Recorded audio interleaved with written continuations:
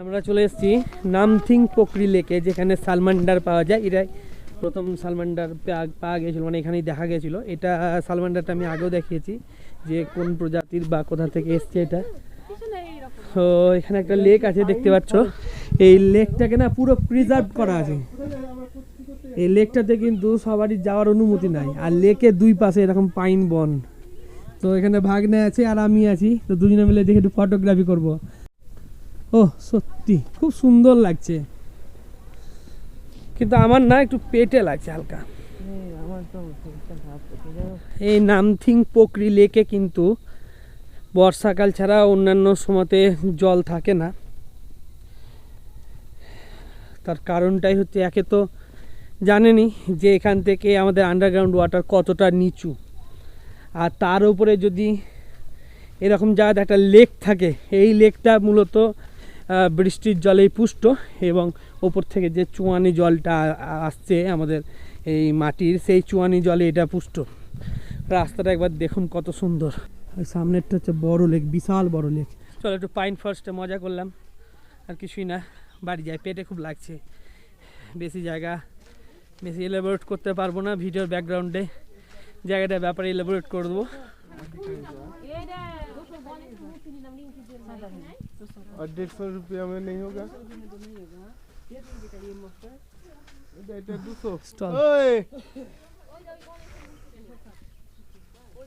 অনেক ধরনের জিনিস আছে এখানে।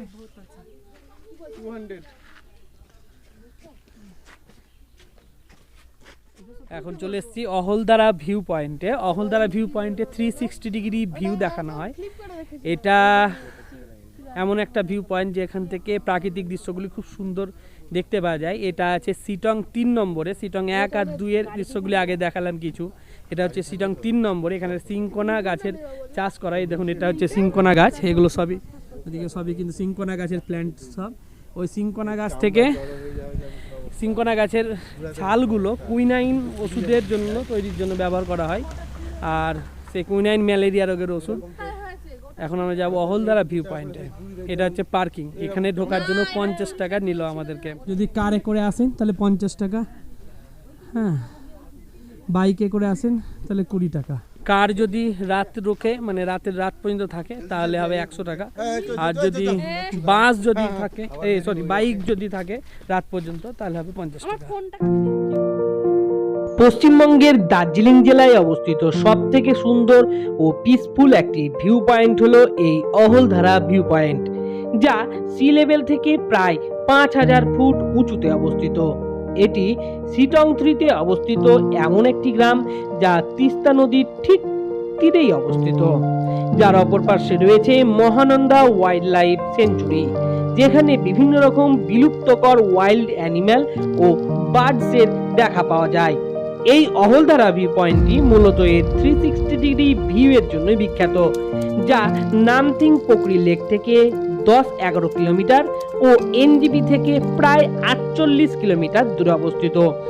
এখানে এলে আপনি এখানকার রুমগুলিকে 2500 থেকে 3000 টাকার বিনিময়ে ভাড়া নিতে পারবেন, যা এখানকার সুন্দর 360 ডিগ্রি প্রাকৃতিক ভিউগুলির আনন্দ উপভোগ করার জন্য যথেষ্ট। চলুন সামনের ভিউ পয়েন্টটা থেকে আপনাকে বিভিন্ন প্রাকৃতিক দৃশ্যগুলিকে উপভোগ করিয়ে আসি ও নিজে উপভোগ করি। সাধারণত যখন ক্লিয়ার স্কাই থাকে বা আকাশে মেঘ থাকে না, তখন এখান থেকে কাঞ্চনজঙ্ঘার সানরাইজটিকেও খুব ভালোভাবে লক্ষ্য করা যায়। এটা হচ্ছে অহলদারা ভিউ পয়েন্ট। এখন যেখানে দাঁড়িয়ে আছি, পিছনে দেখতে পাচ্ছ কি সুন্দর সুন্দর একটা দৃশ্য আমরা এখান থেকে লক্ষ্য করতে পারছি। বাহ, এদিকে দেখো মেঘ, এইগুলো দেখো কত সুন্দর জায়গা। মানে এখানটা মানে 360 ডিগ্রি যে ভিউ পয়েন্টটা আছে, গোটাটাতেই যদি তুমি থাকো, গোটাটাতেই তোমার ভিউ পয়েন্ট যেদিকে থাকবে। তবে আমার পিছন দিকটা মেঘ, তো ওই জন্য গেলাম না। এদিকটা আবার মেঘ হয়ে গেল। আজকে একটু সূর্যের দেখা পাওয়া গিয়েছে, অন্যান্য দিন কিন্তু সূর্যের দেখা পাওয়া যায় না। তো যাই হোক, ভিডিওটা এখানে এন্ড করছি। পরের দিনকে যে কটা ব্লগ থাকবে সে কটা ব্লগ দেখাবো, কারণ আমরা একটু হোমস্টেতে যাবো। হোমস্টেতে গিয়ে একটু খাবো দাবো, অনেকক্ষণ হলো বেরিয়েছি, আর শরীরটা একটু খারাপ করছে। আর তার উপরে একটু গাড়িওয়ালা বললো যে তাড়াতাড়ি করো, একটু হয়তো কিছু অসুবিধা আছে, গাড়িটা রাখবে, ও হোমস্টেতে থাকবে আমাদের সঙ্গেই। কালকে আমাদেরকে এনজিপিতে ছেড়ে ওর মতো বাড়ি চলে যাবে, আমরা আমাদের মতন বাড়ি চলে যাব। তো যাই হোক, এই ছিল আজকের ভ্লগ। আবার দেখা হবে কালকে। ততক্ষণের জন্য বা তত দিনের জন্য ভালো থাকবেন, সুস্থ থাকবেন। Bye bye.